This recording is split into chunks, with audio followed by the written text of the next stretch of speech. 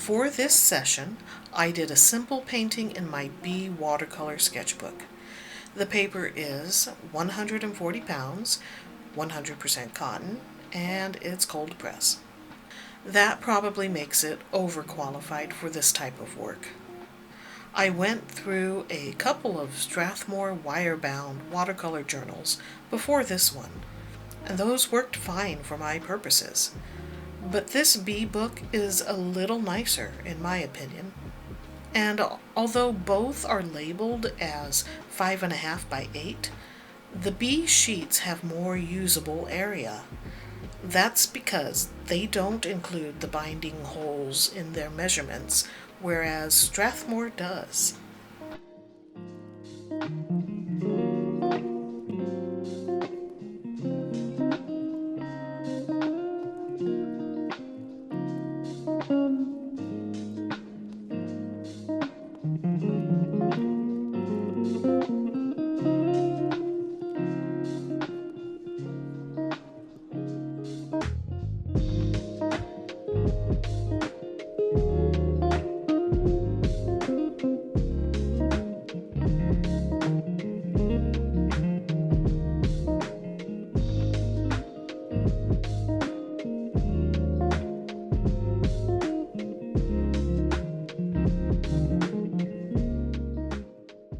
Architecture, buildings, structures of all sorts really fascinate me.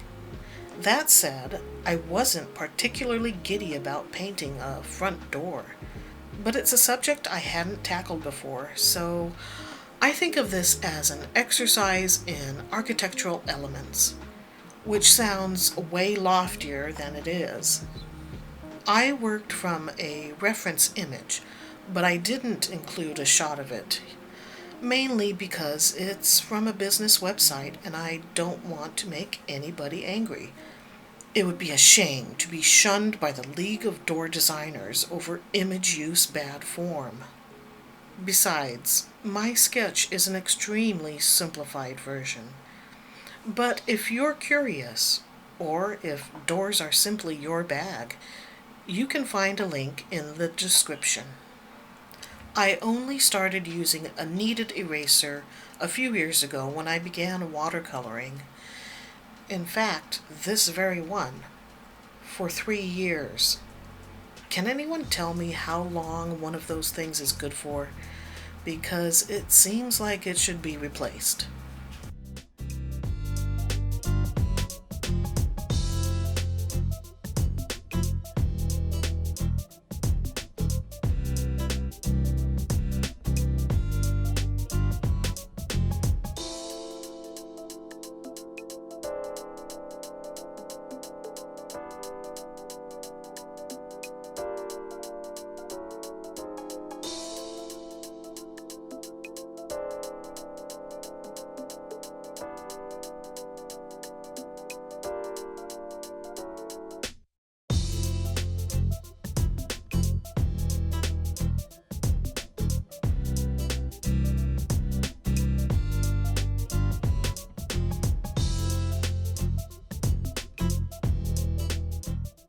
It's been a couple of years since I used this paint set.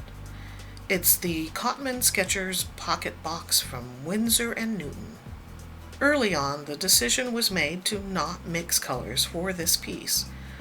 Honestly, I don't recall the chain of events, or if, after taking one look at the state of those mixing wells, it was, let's make this a non-mixing challenge. It's possible.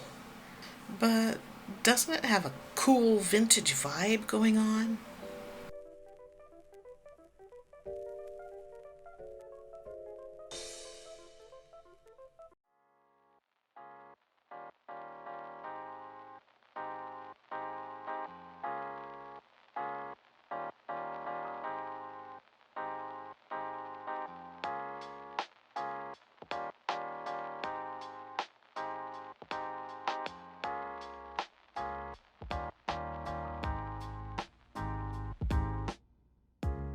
A subject that seems to come up often on watercolor YouTube is beginner palettes.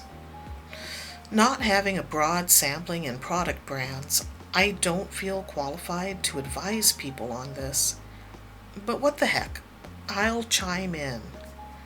When starting out, my art budget was practically non-existent. So for my first palette, I selected the cheapest I could find, which was the Artist Loft 36 color set at a Michaels store. Since I'd previously sampled some Magello Mission Gold paints, I accepted that those chalky looking Artist Loft cakes weren't going to be of similar quality. Still, I soon regretted that purchase. Thankfully, it was only $5 on sale, so the disappointment was bearable. Later, when I acquired the Winsor & Newton Cotman box for $15, I wished I'd been patient and simply waited to make that my first set.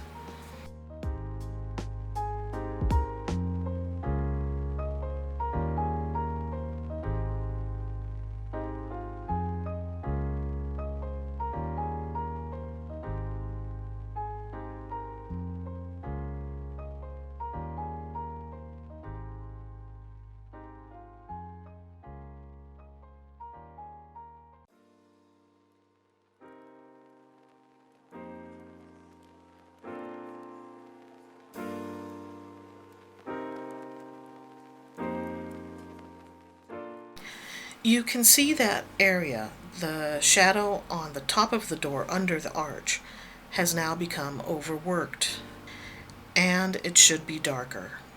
Value range is something I definitely need to work on.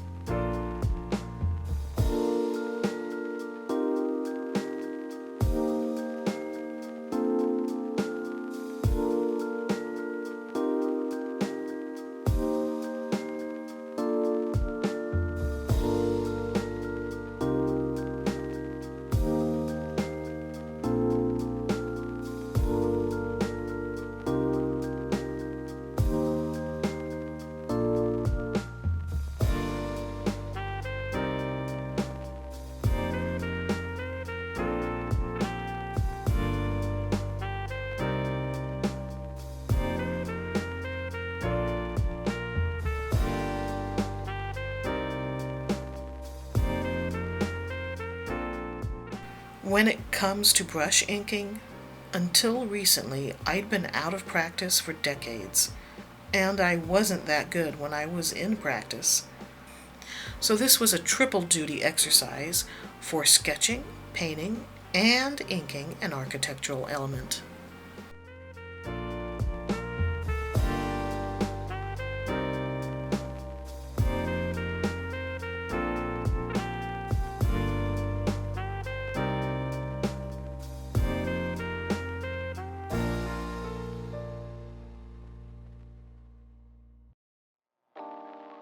About it right now, everything's okay. This time I talked a little more about the nitty-gritty stuff because I wanted this sketchbook session to be helpful to others who are unsure in their art journey. No, I'm not an instructor, but doesn't learning rely on shared experiences? You might be giving yourself credit for. If you have something that's going on in your life right now that's challenging, painful, it's just a reminder to take a little bit better care of yourself. You're worth it. You can have this feeling anytime you choose.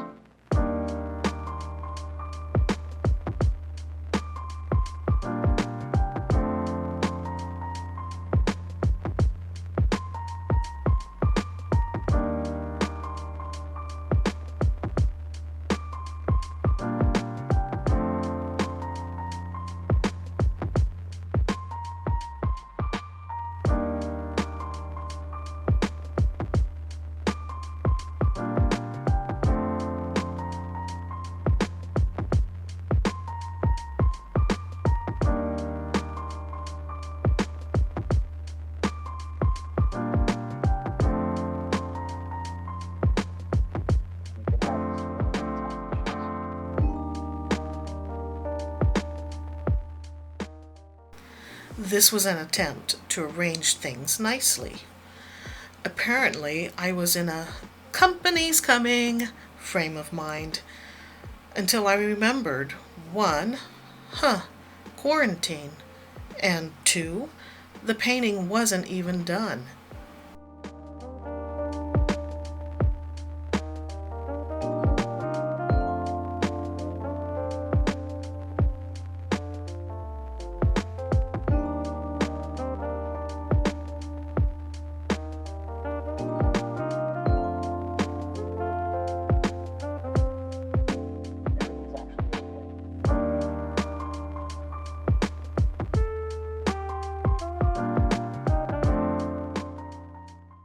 Well, this was fun. I guess we could call it a sketch/paint/ink with me episode. In a way, I did have visitors over, just without the usual brawling and smashing of crockery. Until next time, stay artsy, my friends.